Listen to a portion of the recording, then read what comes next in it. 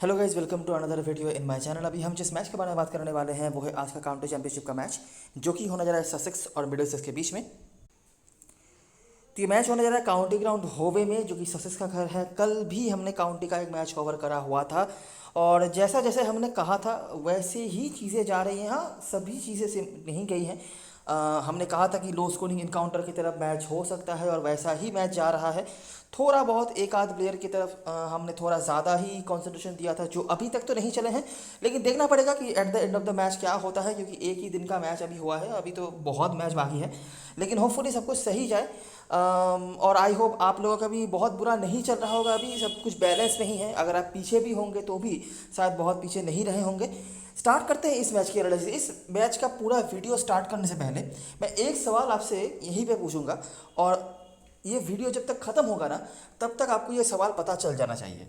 ठीक है, सवाल है ये कि ओली रॉबिन्सन का इंग्लैंड कॉल अप जो हुआ है उससे कौन सी टीम सबसे ज़्यादा खुश हुई होगी।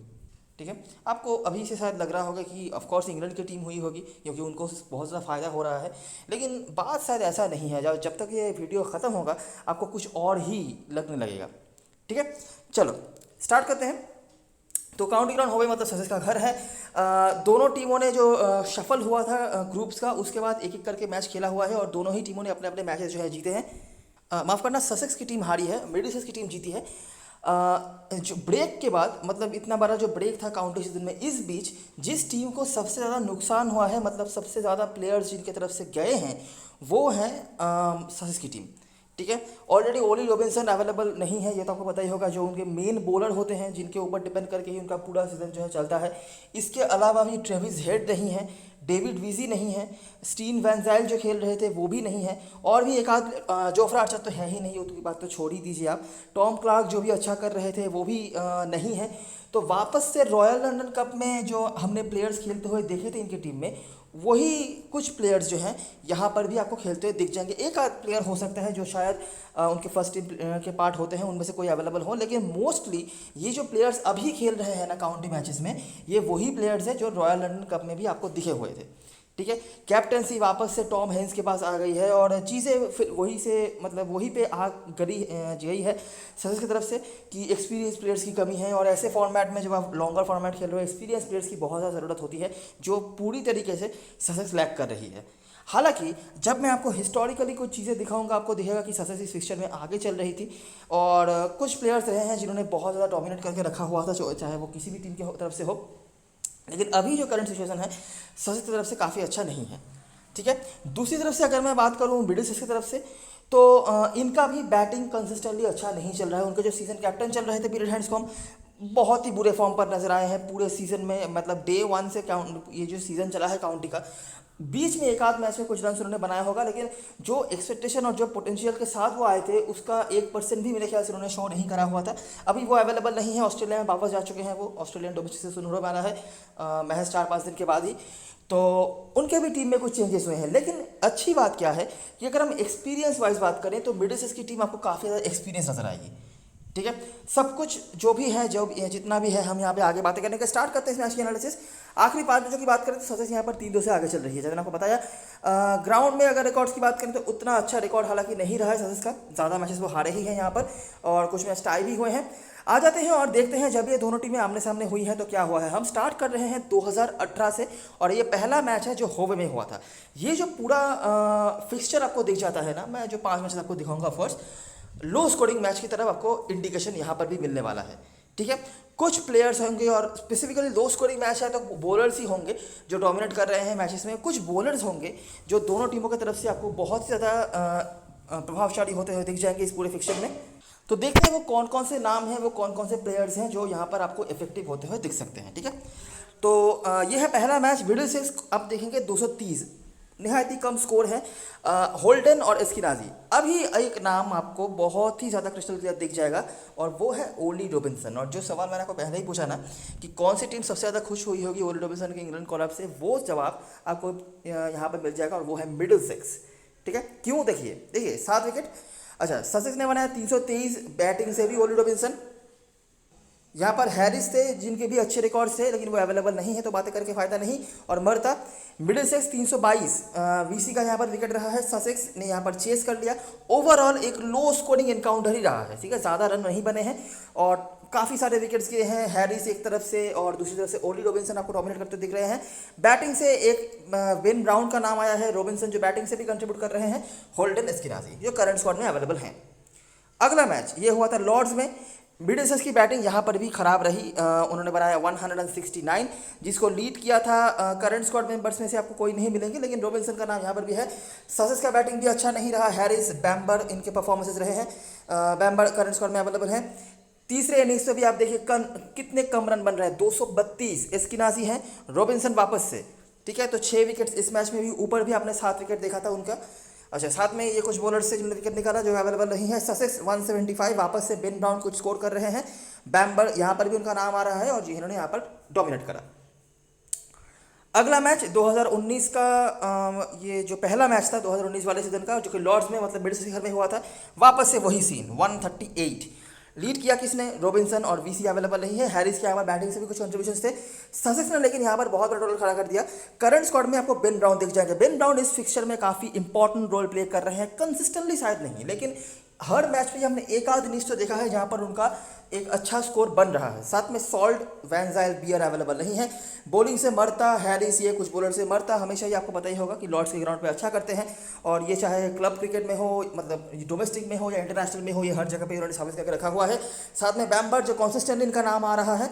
मिडिलसेक्स फिर से 293 ही बना पाई, ज़्यादा नहीं। हैरिस आपको दिख रहे हैं, सिम्पसन आपको दिख रहे हैं, और रॉबिन्सन वापस से। तो इस मैच में भी रॉबिन्सन के खाते में 10 विकेट, ठीक है। अगला मैच और आखिरी मैच जब ये दोनों टीमें होवे में खेल गई है मेरे ख्याल से, जी हाँ, आखिरी मैच। ऊपर आपने एक मैच देखा था होवे वाला, ये जो पहला मैच था यहाँ पर ससेक्स जीती थी, जहाँ पर निहायत ही लो स्कोरिंग मैच हमें देखने को मिला था। 300 के आसपास हालांकि बने थे 1-2 इनिंग्स पे, लेकिन स्लो स्कोरिंग एनकाउंटर ही था। और आखिरी जो मैच हुआ था, मिडिलसेक्स को यहाँ पर सिर्फ और सिर्फ 75 पर निपटा दिया, फिर से रॉबिन्सन, ठीक है। साथ में हेनेस ज़्यादा बॉलिंग अभी नहीं कराते हैं, वो अभी उनको प्रॉपर बैट्समैन की तरह ही यूज़ किया जाता है, लेकिन वो बॉलिंग करा सकते हैं। ससेक्स 309, बहुत बड़ा स्कोर इन्होंने भी नहीं बनाया, और वो भी तब जाके जब बियर और रॉबिन्सन, मतलब लोअर मिडिल ऑर्डर के बैट्समैन ने रन बनाया। मरता है, टीआर जोन्स हैं, टीआर जोन्स जो लास्ट मैच यहाँ पे खेल गए हैं, उन्होंने 5 विकेट निकाला हुआ है जो आप देख सकते हैं। मिडिलसेक्स 378, अच्छा स्कोर है लेकिन बहुत ज़्यादा कुछ इफेक्टिव नहीं। सिम्पसन यहाँ पर भी आपने देखा होगा, दूसरे इनिंग्स में उन्होंने रन बनाया था 76, और यहाँ पर भी उन्होंने रन बनाया था 89। साथ में ये कुछ बॉलर्स वगैरह थे जिन्होंने रन बना के 378 तक पहुँचाया स्कोर को। फिर से रॉबिन्सन 6 विकेट, ठीक है। मतलब अगर रॉबिन्सन खेलते तो क्या हो सकते थे मुझे बताने की ज़रूरत नहीं है, और कितना ज़्यादा मिस करने वाली है ससेक्स ये भी आपको पता चल गया होगा। इस मैच में भी उन्होंने निकाला हुआ था 14 विकेट, ठीक है। साथ में ये कुछ बॉलर से ससेक्स ने यहाँ पर इजीली चेस कर लिया, बताने लायक कोई स्कोरर नहीं है। मरता के यहाँ पर 2 विकेट्स। और आखिरी जो मैच हुआ था यहाँ पर भी सेम चीज़, रन ज़्यादा नहीं बने, 293, जहाँ पर रॉलिंस करंट स्क्वाड मेंबर्स में से एंडरसन आपको दिख जाते हैं जिन्होंने विकेट निकाला था। साथ में मरता तो है ही। मिडिलसेक्स 203, सिम्पसन आपको वापस यहाँ पर दिख रहे हैं, 48 का स्कोर उन्होंने बनाया था। रॉबिन्सन तो है ही। कार्सन के यहाँ पर 4 विकेट्स रहे हैं। कार्सन के नाम को आपको थोड़ा बहुत गौर से देखना पड़ेगा, इनके बारे में हम कुछ बातें बताएंगे। ससेक्स 102, ब्राउन वापस से, रॉलिंस यहाँ पर कुछ नाम है, रॉलिंस आज के मैच में खेल सकते हैं। मरता, एंडरसन फिर से नाम रिपीट हो रहे हैं। सिम्पसन वापस से नाम आ रहा है इनका मिडिलसेक्स में, और रॉबिन्सन के फिर से विकेट। कुछ नाम क्रिस्टल क्लियर यहाँ पे आए हैं, ठीक है। ओली रॉबिन्सन चलिए वो अवेलेबल नहीं है, लेकिन उनका नाम तो है ही, और समरसन पे भी आपको इनका ही नाम दिख जाएगा। इसके अलावा जो अवेलेबल हैं उनमें से हमें दोनों कीपर जो है, मतलब बेन ब्राउन और जॉन सिम्पसन कंसिस्टेंटली दिखे हैं। जॉन सिम्पसन मेरे ख्याल से आखिरी 4-5 इनिंग्स में कंसिस्टेंटली उनका कुछ ना कुछ स्कोर रहा है, आप देख सकते हैं। इसके अलावा बॉलिंग पे मुर्ता का नाम है जो पुराने प्लेयर्स में से हैं। बैम्बर का भी नाम हमें मिला है जो मैचेस उन्होंने खेले हुए हैं। इसके अलावा कंसिस्टेंटली कोई नहीं है, लेकिन एक आध मैच में, अच्छा, एंडरसन का विकेट रहा है। एंडरसन जो last 2 head to head match उन्होंने खेले हैं, वहाँ पे भी उन्होंने मेरे ख्याल से अच्छा ही करा हुआ है। टीआर जोन्स यहाँ से थे जो लास्ट मैच वो ग्राउंड पे खेल के आए हैं, उन्होंने 5 विकेट निकाला था। और लास्ट जो हेड टू हेड मैच था वहाँ पर एंडरसन का 4 और यहाँ पर 3, 8 विकेट था, ठीक है। तो ये कुछ प्लेयर्स रहे हैं जो हिस्टोरिकली हम नोटिस कर पा रहे हैं, ठीक है। सबसे ज़्यादा इफेक्टिव प्लेयर तो चलिए इस फिक्चर में अवेलेबल नहीं है, जो आंख बंद करके शायद हम कैप्टन बनाते थे जिसको, लेकिन बाकी जो अवेलेबल हैं वो भी यहाँ पर काफ़ी इफेक्टिव रहे हैं, जिनका नाम मैंने आपको बताया है। बाकी ओवरऑल अगर हम इस फिक्सचर की बात करें तो लो स्कोरिंग इनकाउंटर की तरफ जा रहा है। एक ही मैच था, एक ही इनिंग्स था जहां पर किसी टीम को डिक्लेयर देना पड़ा, 400 के पार स्कोर पहुंचा, वो ससेक्स ने बनाया था, जिसको लीड किया था बेन ब्राउन, वैन जाइल और मेरे ख्याल से एक और कोई थे जिन्होंने शतक लगाया था। नहीं, बाकी बियर और सॉल्ट वगैरह थे जो कि अवेलेबल नहीं है। समझन पे आ जाए तो एक ही नाम आपको सर चढ़ के हर जगह बोलते हुए दिख जाएगा, वो है ओली रॉबिन्सन। 10 इनिंग्स में 44, मतलब पर इनिंग्स 4 विकेट के औसत से विकेट निकाल रहा है बंदा। तो आप समझ सकते हैं कितना इफेक्टिव रहे होंगे वो, और कितना ज़्यादा खुश हो रही होगी मिडिलसेक्स अभी उनके ना रहने से, और कितना ज़्यादा मिस कर रही होगी ससेक्स की टीम उनके अभी ना रहने की वजह से। तो देखना पड़ेगा कि उनका जगह कौन ले पाते हैं अभी ससेक्स की टीम में। बाकी ये कुछ सीन है। अभी आ जाते हैं ग्राउंड के बारे में। I hope head to head की चीज़ें आप लोग समझ गए होंगे कि क्या क्या करने लायक है, किस तरह के प्लेयर्स को हमें फोकस करना है, स्कोर्स कैसे बन रहे हैं, जो समराइजेशन पे नाम है उसके अलावा भी कौन कौन से प्लेयर्स हैं जिनके ऊपर हम फोकस कर सकते हैं। तो इस सीज़न के जो मैचेस हुए हैं वही मैं दिखाता हूँ आपको ज़्यादा कन्फ्यूज़न नहीं होगा। मेरे ख्याल से स्टार्ट हमें करना चाहिए यहाँ से। चलिए यहाँ स्टार्ट करते हैं। ये हुआ था अप्रैल का जो मतलब शुरुआत जहाँ से हुआ था, यहाँ से देखते हैं क्या हो रहा है यहाँ पे। ठीक है, तो ससेक्स ने बनाया 328 फर्स्ट इनिंग्स फर्स्ट डे। बहुत बड़ा टोटल नहीं है। करंट स्क्वाड मेंबर्स में से आपको हेनेस, ब्राउन, रॉलिंस, गार्टन, इनके स्कोर्स दिख जाएंगे। पेसर्स का अपर हैंड। लैंकाशायर की टीम थी सामने, 230 पर निपटा दिया। करंट स्क्वाड मेंबर्स में से आपको कार्सन दिख जाते हैं, क्रोकॉम्ब दिख जाते हैं, और बाकी कोई बॉलर अवेलेबल नहीं है। दूसरे इनिंग्स में ससेक्स 154 पर निपट गई। वापस से आपको पेसर्स अपर हैंड तो दिख रहे हैं, लेकिन स्पिनर्स यहाँ पर मैच पे आ रहे हैं। ठीक है, तीसरे इनिंग्स में आते आते बैटिंग यहाँ पे आप देख सकते हैं, तीनों ही इनिंग्स पे रन्स कम ही बने, 10 के 10 विकेट्स भी गिरे। लैंकाशायर ने जाते जाते चेस कर लिया। कार्सन वापस से आपको दिख रहे हैं, तो दोनों इनिंग्स में ही कार्सन के यहाँ पर विकेट्स रहे हैं, 7 विकेट। आगे भी इनके बारे में हम कुछ बातें बताएंगे। और बैटिंग में हेन्स, ब्राउन, रॉलिंस, गार्टन, रॉलिंस दोनों इनिंग्स में ही इनके रन्स थे, दोनों इनिंग्स में रन बनाया, और करंट स्क्वाड में अवेलेबल भी हैं। दूसरा मैच यॉर्कशायर बनाम ससेक्स, फिर से वही स्कोर देखिए, ज़्यादा नहीं बन रहे हैं। रॉलिंस की यहाँ पर बॉलिंग भी काम पे आई, साथ में गार्टन है, कार्सन है। ससेक्स ने बनाया 221, फिर से हेन्स, ब्राउन, दो कॉमन नाम हमें मिल रहे हैं पेसर्स का अपर हैंड। तीसरे इनिंग्स में जैसे ही हम आ गए, हमें कार्सन दिख रहे हैं ज़्यादा कुछ करते हुए, साथ में गार्टन, और ससेक्स वापस से यहाँ पर चेज नहीं कर पाई। चौथे इनिंग्स पे रन्स यहाँ पे चेज नहीं हो रहा है। इवन तीसरे इनिंग्स में भी जो ऊपर हमने देखा था बैटिंग करते हुए, ससेक्स चेज नहीं कर पाई थी। कॉमन बैटिंग में परफॉर्मर्स आ रहे हैं हेनेस और ब्राउन के रूप में। स्पिनर्स यहाँ पे काफ़ी ज़्यादा डोमिनेट कर रहे हैं चौथे इनिंग्स या चौथे दिन में आते आते। अच्छा, उसके बाद ये जो अगले मैचेस को अगर हम नोटिस करें, केंट बनाम ससेक्स, यहाँ पर ये मैच ड्रीम 11 ने लिस्ट किया था, आपको याद होगा, ये बारिश हुआ था यहाँ पर काफ़ी ज़्यादा। तो केंट ने बनाया था 145, आपको गार्टन दिख जाते हैं, कार्सन दिख जाते हैं। ससेक्स ने बनाया 256। करंट स्क्वाड में ब्राउन आपको वापस से दिख जाते हैं, कंसिस्टेंटली नाम आ रहा है ब्राउन का, हेड टू हेड में भी आया था, यहाँ पे भी आ रहा है। पेसर्स अभी भी चल रहे हैं। ठीक है, यहाँ पर बारिश हो रहा था, तो उस तरह से कंसिस्टेंटली मैच हो नहीं रहे थे कि क्रैक्स वगैरह कुछ आए तो कुछ बात बने। और यहाँ पे आप देख सकते हैं तीसरे इनिंग्स में आकर ही बहुत रन्स बनाया था केंट वालों ने, और कार्सन की यहाँ पर विकेट्स रहे हैं। हालांकि ये मैच आप ज़्यादा कॉन्सिडरेशन नहीं रख सकते, बारिश हो रहा था तो कंडीशंस में काफ़ी अदला बदली हुई होगी, लेकिन ये मैच जहाँ पर पूरा मैच हुआ था उसको हम कंसिडर करेंगे। फिर से देखिए, पहले बैटिंग करी, रन बने कम। कार्सन बैटिंग से भी कंट्रीब्यूट कर रहे हैं। क्रोकॉम ने यहाँ पर कुछ परफॉर्म करा था। पेसर्स का अपर हैंड पूरी तरीके से डोमिनेट करा फर्स्ट इनिंग्स में, 256, ज़्यादा रन नहीं बने। क्रोकॉम यहाँ पर बॉलिंग से भी परफॉर्म कर रहे हैं। गार्टन, कार्सन सेम नाम आ रहे हैं। ससेक्स वही रेंज में score 298। Haynes, Brown, Carson batting से भी कंट्रीब्यूट करने में सक्षम है, और हेन्स ब्राउन का तो नाम आ ही रहा है। जैसे ही हम तीसरे इनिंग्स में आ गए या तीसरे दिन में आ गए, स्पिनर्स धीरे धीरे रोल पे आ रहे हैं। ठीक है, हालांकि नॉर्दर्न प्रेशर ने चेस कर लिया था, और वापस से लगातार तीसरे मैच पे यहाँ पर हारना पड़ा ससेक्स की टीम को। और आखिरी जो मैच हुआ था ससेक्स बनाम ग्लैमरगन का मैच हुआ था। यहाँ पे करंट स्क्वाड में आपको इब्राहिम दिख जाते हैं, जो लास्ट मैच खेले भी थे। हालांकि अभी इनके बारे में मैं श्योरली कुछ बता नहीं सकता, क्योंकि जितना मुझे पता चल रहा है कि ये इंग्लैंड अंडर 19 की टीम में भी हैं, जो वेस्ट इंडीज़ अंडर 19 के साथ जो मैचेस हो रहे हैं वहाँ पे भी अवेलेबल हैं, लेकिन अभी देखना पड़ेगा। स्क्वाड में तो रखा गया है उनको, तो होपफुली ये खेलेंगे। पेसर्स पहले दिन पे ग्लैमरगन 215, कार्सन वापस से आ रहे हैं, और बाकी जो प्लेयर्स थे इनमें से कोई अवेलेबल नहीं है। यहाँ पर ससेक्स ने बनाया था सिर्फ और 263 का स्कोर। ठीक है, आप समझ सकते हैं ज़्यादा स्कोर बड़ा नहीं है, लेकिन उनको भी पता है कि यहाँ पे आके डे 4 में या इनिंग्स 4 में आते आते आप इतना ज़्यादा रन चेस नहीं कर पाते हैं। आली और आपको दिख जाते हैं। बेन ब्राउन कंसिस्टेंटली नाम आ रहा है इनका, स्पिनर्स का कुछ हद तक रोल। ग्लैमरगन ने किसी तरीके से यहाँ पर मैच बचाया था। कार्सन वापस से आपको दिख रहे हैं, और ये कुछ बॉलर से जिन्होंने विकेट वगैरह निकाला हुआ था। तो ये है ग्राउंड की कहानी। आपने देखा रन्स यहाँ पे भी नहीं बन रहे हैं, ठीक है, बिल्कुल सीधा साधा सा मामला है। पहले 1-2 दिन में पेसर्स हैं, स्पिनर्स आ भी सकते हैं वहाँ पे, लेकिन डोमिनेटिंग सीन जो आ रहा है, मतलब ऐसा नहीं कि पेसर्स के ऊपर, लेकिन डोमिनेटिंग सीन जो स्पिनर्स का बन रहा है वो तीसरे चौथे दिन में बन रहा है, जो आइडियली हम एक्सपेक्ट कर भी सकते हैं, ठीक है। ससेक्स की बैटिंग अच्छी नहीं रही है इस पूरे ग्राउंड में कभी भी, ठीक है, इसलिए उनको मैचेस जो है हारने पड़े हैं। चौथे दिन में आते आते कार्सन के अलावा उनके पास कोई जेन्युइन स्पिनर नहीं होते हैं, इसीलिए तीसरे चौथे दिन में जब वो कोई टारगेट देते भी हैं, चाहे वो 200-250 रन भी अगर हो जाए तो भी वो रन चेज हो रहा है सामने वाली टीमों से। कुछ नाम कंसिस्टेंटली हमने देखे हैं, बैटिंग से हेन्स और ब्राउन, और बॉलिंग से कार्सन, ये नाम बहुत ज़्यादा आ रहा है। और सिर्फ बॉलिंग से नहीं, इन्होंने बैटिंग से भी कंट्रीब्यूट करके रखे हुए हैं। और इसीलिए अगर आपको ऊपर हेड टू हेड में हमने जो देखा ग्राउंड से अगर आपको कोई ऐसा प्लेयर चाहिए जिसको आप कैप्टनसी वाइस कैप्टनसी का मटेरियल मान सकते हैं, तो वो कार्सन काफ़ी हद तक हो सकते हैं, क्योंकि उनकी बॉलिंग यहाँ पे काम पे आ जाती है।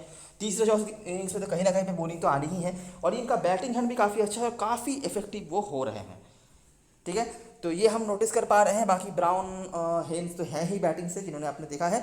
इसके अलावा भी हमने गार्टन का भी कुछ नाम देखा है, क्रोकॉम के कुछ परफॉर्मेंसेस हमने देखे हैं, थोड़ी बहुत बैटिंग वो कर लेते हैं। हालांकि स्मॉल लीग में हम सब नहीं ले पाए, लेकिन ये ऑप्शन हमेशा ही बने रहते हैं। तो ये है पूरी कहानी जो ग्राउंड से हमने देखने के लायक था। हेड टू हेड की बात है तो मैंने बता ही दिया आपको।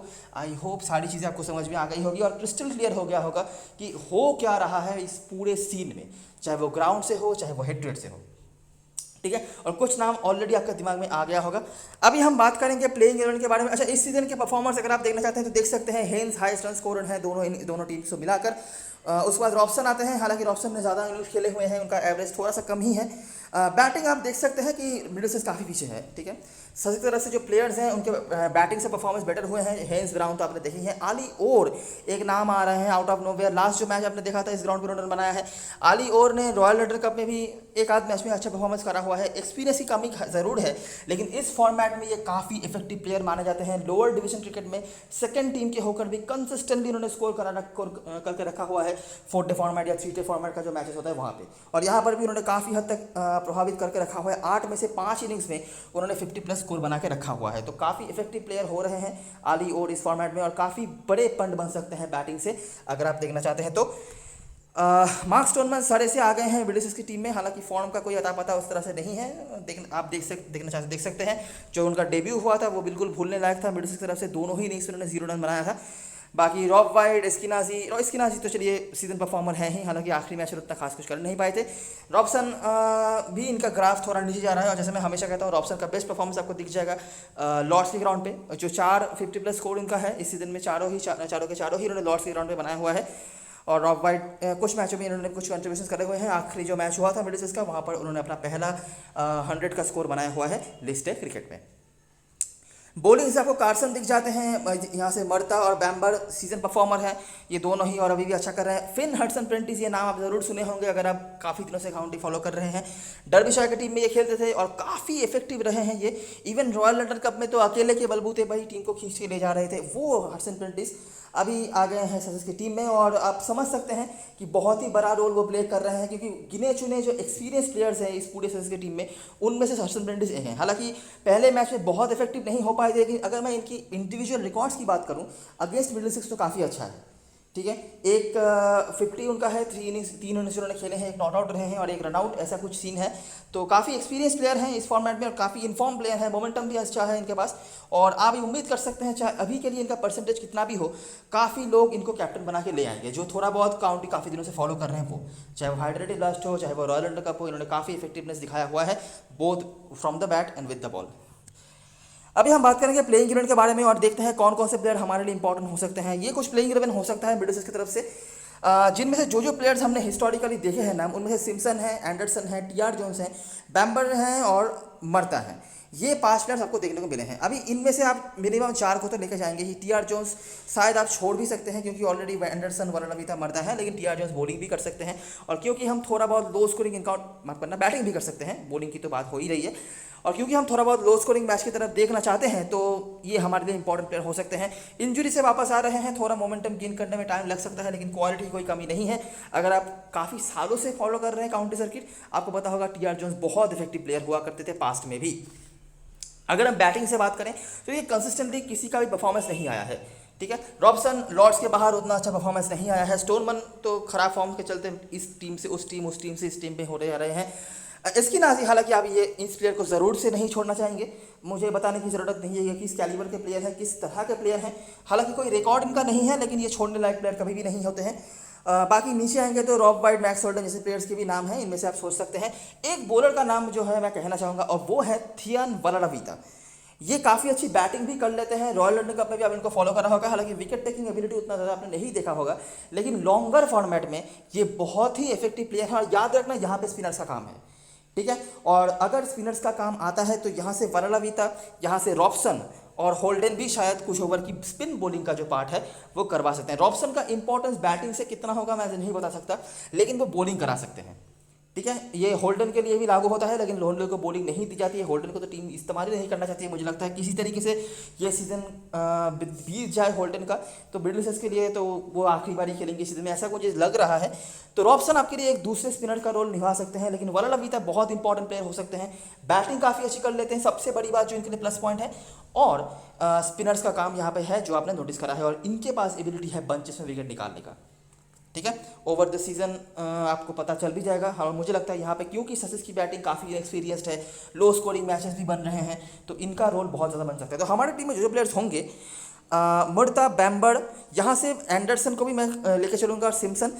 वलाडविता अगर आप लेना चाहते हैं तो बिल्कुल एक सही ऑप्शन होंगे, आप ले सकते हैं 5वां प्लेयर यहाँ से। उसके बाद टी.आर. जोन्स और रॉबसन में से कोई एक, और एस्किनाजी, ये 7-8 प्लेयर्स होंगे, जिनमें से 6 या 5 ऐसा कुछ हम लेंगे, या फिर 7, ठीक है। बेंच पे हेल्म और ब्लेक कुलन की ऑप्शंस भी हैं, लेकिन मुझे नहीं लगता कि एक मैच के बाद ही टीम विनिंग कॉम्बिनेशन बदलेगी। ब्लेक कुलन हालांकि काफ़ी इन्फॉर्म प्लेयर हैं, और ये भी काफ़ी यंग है, इनको भी गेम टाइम मिलना चाहिए, लेकिन मुझे इनका स्पेस कहीं से बनता हुआ नहीं दिख रहा है। देखना पड़ेगा कहीं भी टीम खिलाती है या नहीं। ब्लेक कुलन आपको पता होगा काफ़ी अच्छे मोमेंटम में रहे हैं इस पूरे सीजन में। यहाँ पर अगर हम बात करें सजेस्ट की तरफ से, तो जिन प्लेयर्स को आप छोड़ नहीं सकते, पहले तो टॉम हैंस, बेन ब्राउन, उसके बाद यहाँ से कार्सन, उसके बाद यहाँ पे गार्टन, ये 4 प्लेयर्स आप छोड़ नहीं सकते। हडसन प्रेंटिस को भी मुझे लेना था।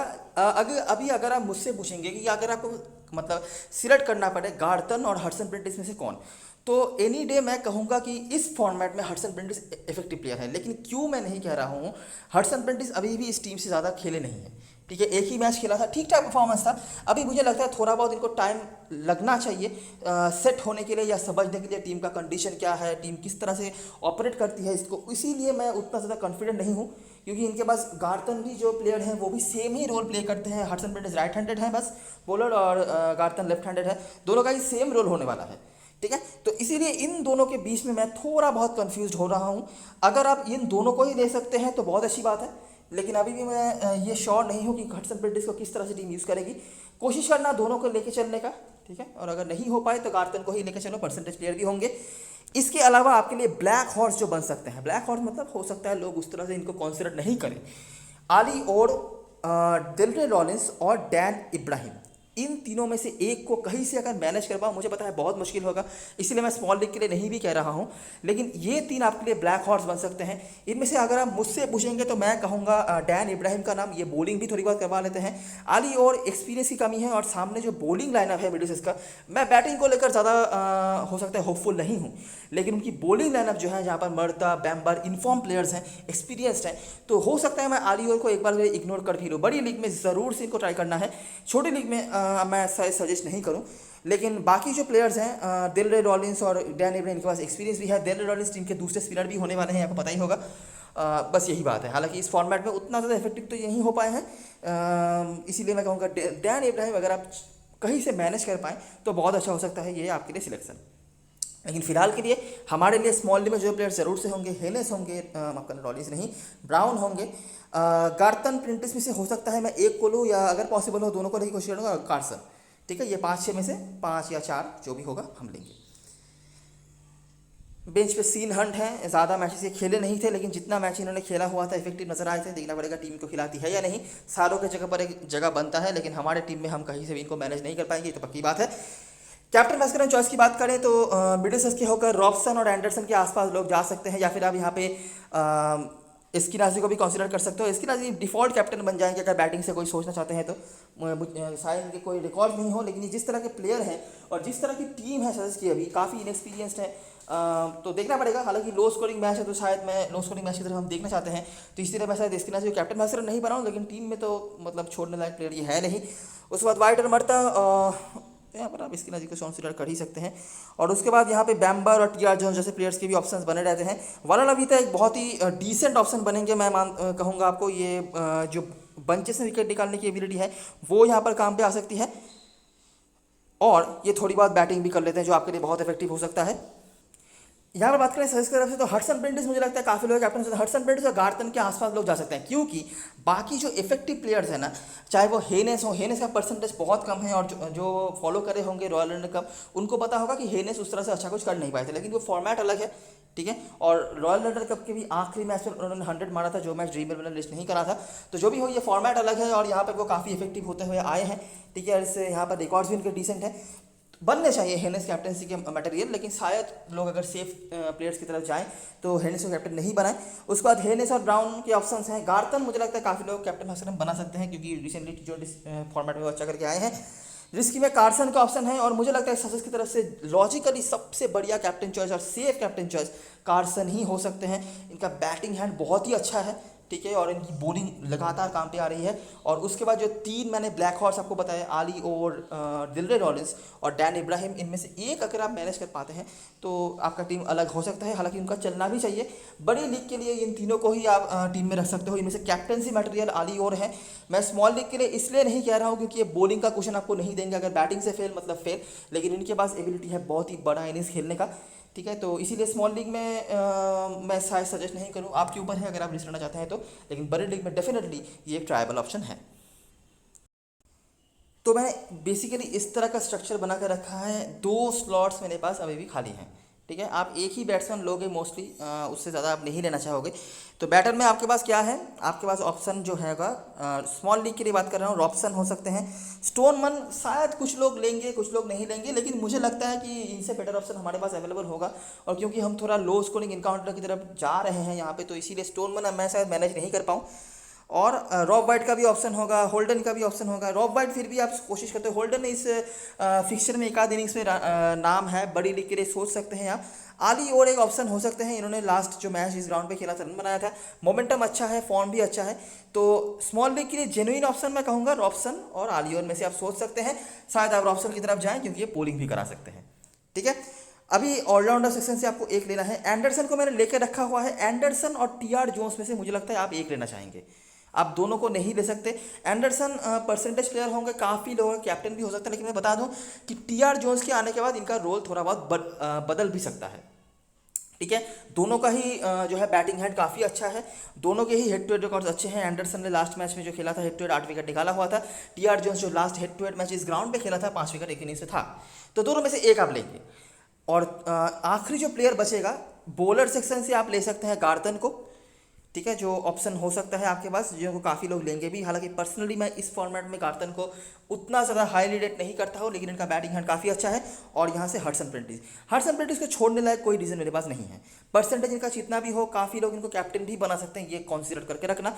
तो मैं शायद इनिशियली हडसन प्रेंटिस को यहाँ पर कंसीडर करूँ और यहाँ से शायद सेफ जाके मैं ऑप्शन के साथ जाऊँ। तो ऐसा स्ट्रक्चर हमारे टीम से हम बना सकते हैं, ठीक है।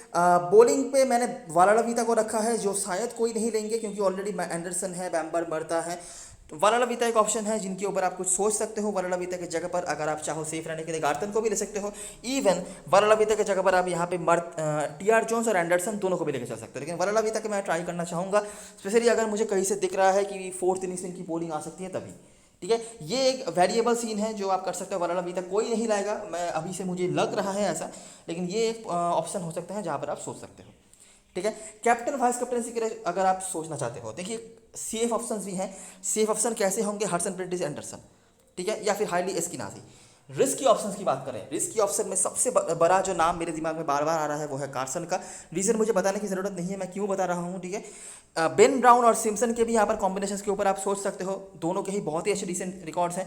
सिम्पसन काफ़ी अच्छे ऑप्शन होंगे, कीपिंग से भी पॉइंट्स आपको देंगे और बैटिंग हैंड भी काफ़ी अच्छा है और हेड टू हेड में रिकॉर्ड बहुत अच्छा है इनका। सबसे बड़ी बात है, बड़ी लीग के लिए जिन प्लेयर्स के ऊपर आपको करना है कंसीडर वो है टॉम हेनेस। टॉम हेनेस स्मॉल लीग में भी कैप्टनसी मटेरियल बन सकते हैं, लेकिन थोड़ा रिस्की हो जाएगा, इसलिए मैं नहीं कह रहा बड़ी लीग के लिए। और उसके बाद यहाँ पर मर्ता और वरालावित जैसे ऑप्शंस भी हैं। और जो 3 ब्लैक हॉर्स के मैंने आपको बताया नाम, उनमें से कैसे आपको उनको ट्रीट करना है अपने बड़ी लीग में, उनको मैंने बता दिया है, तो उनको आप भी सोच सकते हैं, ठीक है। तो ये रही सारी चीज़ें और सारी एनालिसिस। वीडियो अगर पसंद आया हो तो लाइक ज़रूर करना, सब्सक्राइब करना चैनल को, टेलीग्राम चैनल पे ज़रूर ज्वाइन हो जाना, क्योंकि लास्ट में पे सारी अपडेट्स वगैरह वहीं पे आती हैं। तब तक के लिए best luck for this match and fun now.